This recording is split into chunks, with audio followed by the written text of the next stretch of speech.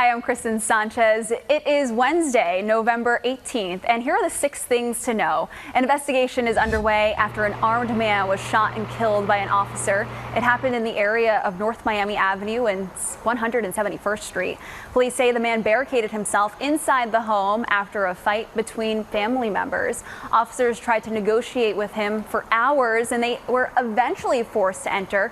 And that's when there was an exchange of gunfire where the officer shot the suspect. That man was taken to the hospital where he later died. Florida added more than 7,400 COVID-19 cases on Tuesday, and this brings the total number of cases in Miami-Dade and Broward above 300,000.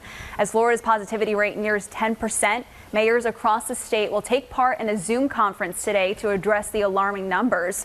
Several local mayors, including Miami Mayor Francis Suarez, will be participating and making recommendations for Governor DeSantis to consider. President Trump has fired Christopher Krebs. That's the man who led the federal government's election cybersecurity efforts. The president directly tied Krebs' dismissal to a statement issued by the agency that rejected allegations of voter fraud during the general election.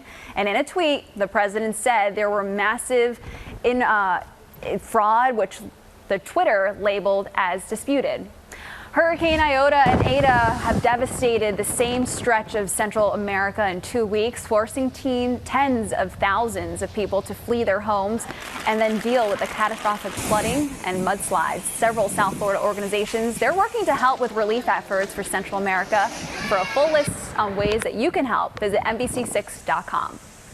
Well, the pandemic hasn't only changed how we shop, it's also changing what we pay. The plenty are feeling the pinch.